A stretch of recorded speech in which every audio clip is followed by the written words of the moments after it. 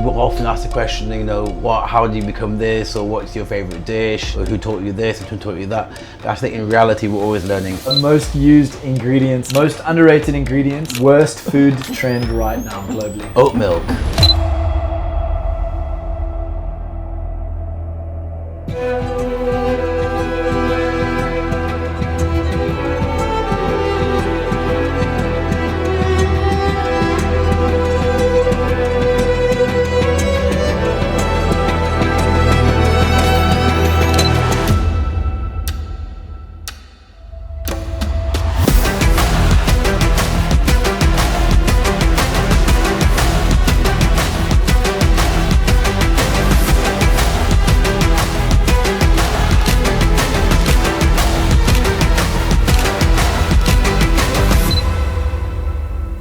Can you tell us a little bit what initially inspired you to pursue a career in being a chef and how that journey has evolved over the years to bring you to this point? Destiny brought me onto this path through various other reasons, but a definite passion for sure. What were some of the defining moments in your career that shaped how you cook today? We're working with French chefs, definitely, and I moved to France when I was 19, and I opened a restaurant in France for 7 years in Church-Salut. Where we opened like a gastronomic international cuisine. That was very successful. That was really like a building thing for me. I think life really is a university. People often ask the question, how do you become this, or what's your favorite dish, or who taught you this and who taught you that. But I think in reality, we're always learning. And it's through people that we work with, work for, but mainly just through experiences of what we go through, which creates who we are today.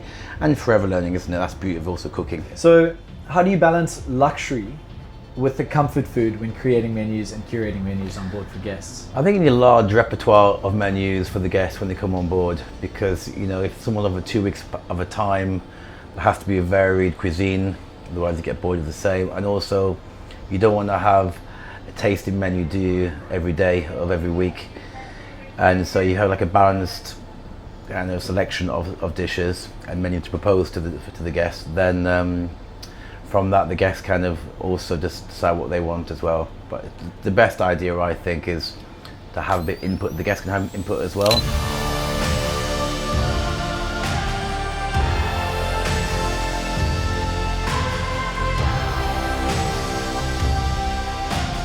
All right, Jonny, we've learned a little bit more about you. We're getting the opportunity now to actually see you produce some of your dishes. Can you just give us a run through of the dishes that you're going to be producing? Okay, so we're going to start off with a potato and rice dish with tuna and caviar. So basically it's a kind of a galette of potato, which has been cooked with rice. So it's kind of like a textural kind of thing. On top of that, we're going to have some tuna tartare.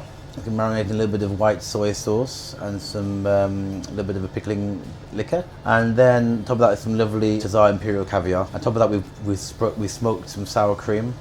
I'm going to put a little quinoa on top of that. So that's going to be the main part of it, and then we're going to have a little split sauce or buttermilk sauce with lemon and a herb kind of oil. So that's going to go around the plate. That's one dish.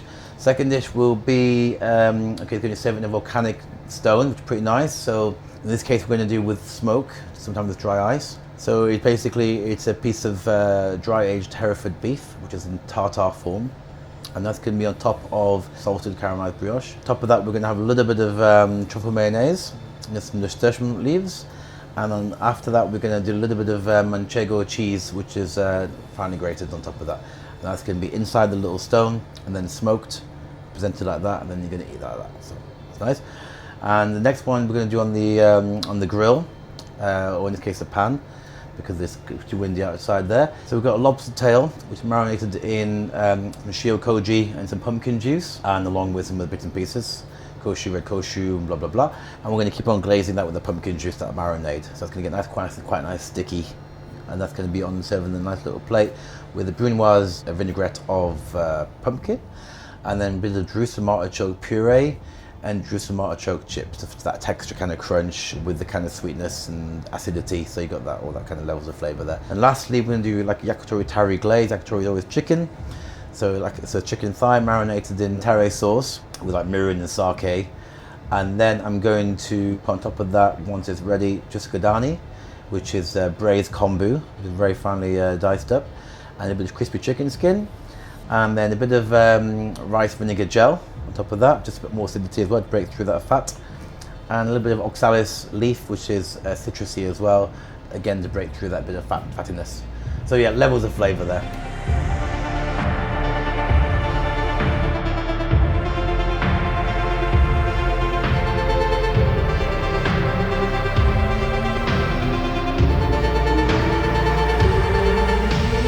All right, so now referring to ASANI in particular, could you walk us through your typical preparation process leading up to a guest trip?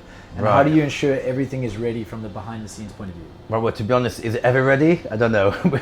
Are we ever 100% ready? We try to be. But, you know, it's always something to do, isn't there? There's always something else to prepare for. But it takes days, you know, as long as it depends on the turnaround of guests. But ideally a week to start preparing things. I mean, some things take 4 or 5 days to prepare, some even take weeks to prepare, like ice cream for example, or like fermentation, sauces, dehydration. These things take time. A normal person on land would never go to the same restaurant 14 days in a row, but yet here they are, breakfast, lunch and dinner with the same chef. Yeah. Can you talk a little bit about that as a challenge in terms of, you know, being able to be versed in so many different cuisines?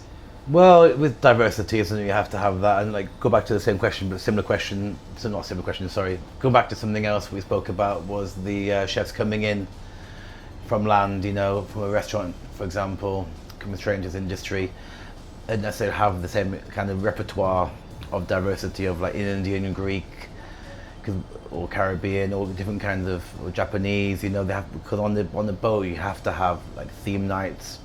I mean, for example, when it's on a charter, I tend to do like one every second night, a theme.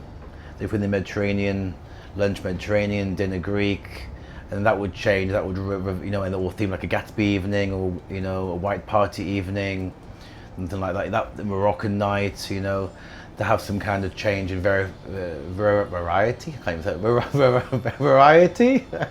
Do you find it a challenge to be able to say that word? I do, yeah.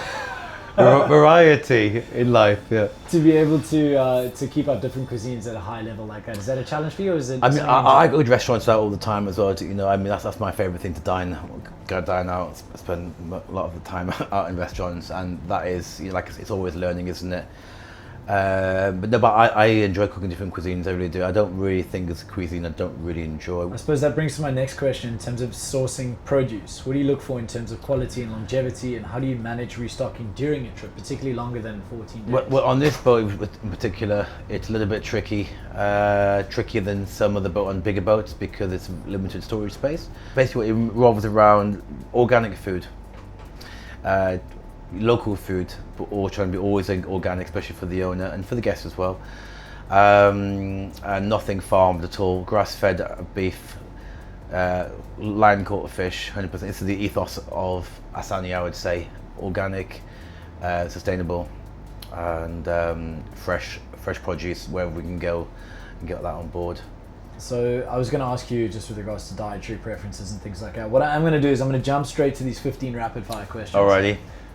This is a little bit about Jonny. This is not just about the yachting industry and your job. Okay. This is for us to get to know you and some of your preferences. All right. Okay. You ready? Yeah. Cool. Don't think about it too much. All right. Sweet or savory? Savory. Go-to midnight snack? Probably cold pizza from 00. Most used ingredients on board? On board the boat? Dare I say the word butter? Favorite country for ingredients? Oh, France for sure. Guest request that surprised you the most? Oh, well, I said it before in the previous interview, the seedless kiwi.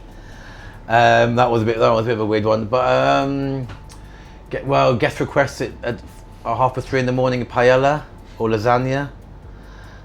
What did you do about the seedless kiwi? Well, I used a fork to take the seeds out. What's always in your fridge at home, no matter what? Salad cream, for sure. One dish. Probably the wrong thing to say, but... What song gets you in the zone when cooking? Oh, Lost in Music, Sister Sledge. So chopping or plating, what's more satisfying? Plating. Most underrated ingredients, in your opinion? Verbena. Do you know the herb verbena? Verbena is like mint combined with lemongrass, that kind of aroma, persona. Signature dish?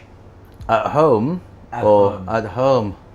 Wow, well, I honestly at home I kind of make like a pumpkin lentil stew, and I keep that going for a couple of days. For here on board the boat, I have something which I really like to do.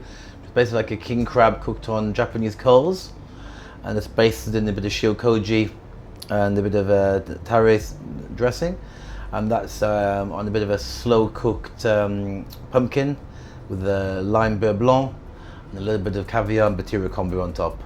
That would I say is kind of a classic one that I do in here. Epic. But at home I don't really do that though. Worst food trend right now globally? Oat milk, 100% oat milk. Full of starch, absolutely no good whatsoever. One dish that always gets a wow on board Asani?